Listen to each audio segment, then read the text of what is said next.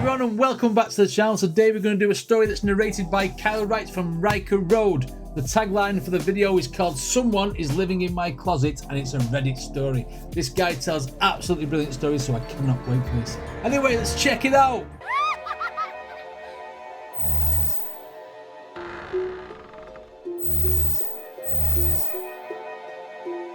Right, okay, someone is living in my closet, and this is submitted at Reddit. Let's go. It happened to me about 4 years ago. I've been keeping the story a secret until today. 4 years ago, I used to live in Seattle. After my ex and I broke up, I was forced to move to Renton, the bad part of Renton. To be more specific, Maple Valley Highway. My apartment complex looked like it used to be a motel. It had a weird layout. I even had a window in my kitchen which led to a dark room without any doors. At least the view was nice. Right outside of my apartment was a river and a forest. I would sometimes see animals there. My friends used to joke that this area is a perfect hideout spot for a serial killer. We tried to sneak into the hidden room that was behind my kitchen, but the window was too small, and there was no outside entrance. See, now hidden rooms should be hidden for a reason.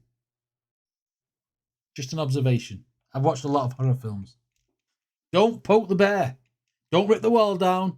Don't open the box. Blah, blah, blah, blah, blah. You know, them sort of things in films. Sometime later, I hung a painting over it and never thought about it again. But the story is not about that weird room. Oh, okay. It was a one-bedroom apartment, and my bedroom had a small walk-in closet. It had a terrible design, and my clothes would fall down all the time. I don't like clutter, so my closet was always clean. I even didn't have boxes there. During my first 2 weeks, I could barely sleep. I would always hear something move inside of the walls near the closet, but I assumed that it was just raccoons. Again, raccoons. There was a forest right in front of my apartment, so I would often see them chilling outside. Right after I moved in, I would often throw parties to keep myself distracted after the breakup. I would have people over all the time, but no one would ever walk into my room without asking me permission first. Of course, there were drinks involved at these parties, and I would often wake up after a wild party in the middle of my bedroom with no memory of what happened last night. But each time after I had a party, something was lost the very next day. I even got tired of this and ended my party season. Okay. I started living a regular life, waking up, going to work, having a quick lunch with a friend, going to my second job, buying groceries on my way home, and sleeping. As you can tell, I had a very busy schedule, and I would fall asleep as soon as my head touched the pillow. Okay. But you know, I've never gotten good rest in that apartment. I kept hearing movements inside of my walls. Sometimes I would wake up in the middle of the night because I could feel someone was watching me. This is when I developed a habit of falling asleep with my light on. I should probably mention I would discover the light was off the next morning. Ooh. That's a nice little scenario, isn't it? Went to sleep with the light on. Woke up with it off. Them raccoons are getting very, very clever and technical. I should probably mention I would discover the light was off the next morning. But since I'm a huge skeptic, I would tell myself that I was the one who turned it off in the middle of the night. Sometimes I would have people over at my place and they would refuse to stay over again. And every time I asked them why, I would get one response. Your apartment creeps me out. There's something unsettling about it. Okay. So about 6 or 8 months into me living in that hell place, I started discovering my bed was undone when I was back home from work. But this is literally impossible. I always get it done, no matter what. This feels like a snowball effect, like the longer he's been there, the more things start happening. Started off with a light, now his bed's getting scruffed up. Maybe this spirit or ghost just wanted to sleep. This is literally impossible. I always get it done, no matter what.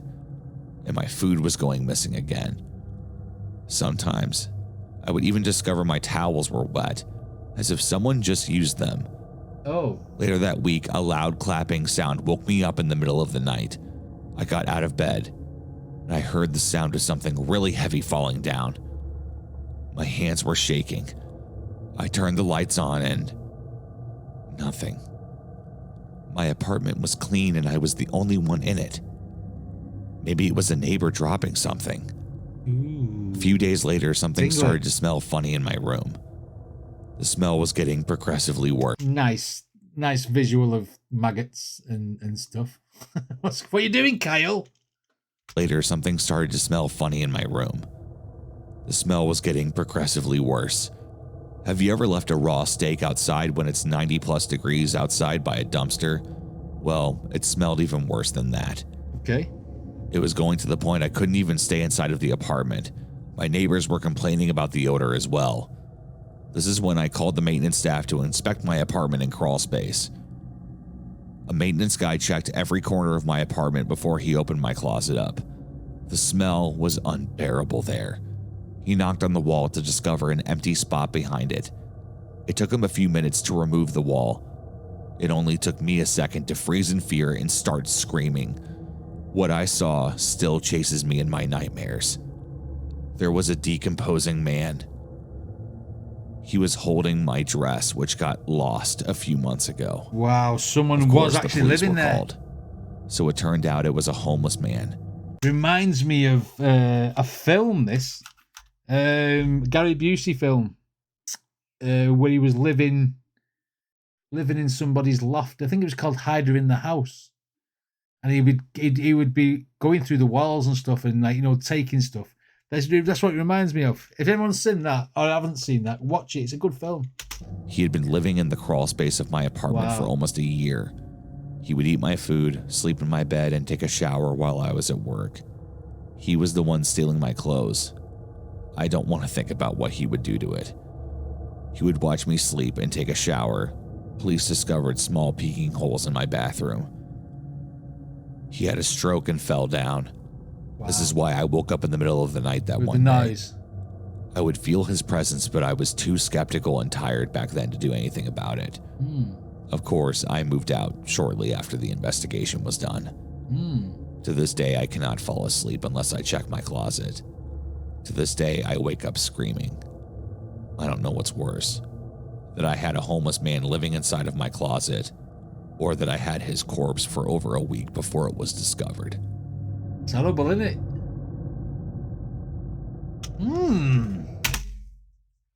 Very engaging story there told by Kyle. Like I say, he does bring the visuals very, very well when he tells them. And can you imagine that? Somebody living in your house in between the walls? Couldn't be doing that. I mean, so it's like Goldilocks. Who the hell's sleeping in my bed? You know what I mean? And then robbing his food. I'm actually glad it was a person though, and not a ghost, because then that really, really would freak you out. At least it can be explained. That's the moral of this story. But I wouldn't be like, oh my God, I can't sleep in a different apartment now. I won't be like that. Like I say, yeah, great story. Great delivery by Kyle. And if you want to go and check out some more of his story, check out Kyle Wright 425. Go and subscribe to him. Show him some love. Watch his videos. Anyway, if you like my videos, then please hit like and subscribe. And I shall see you all on the next video.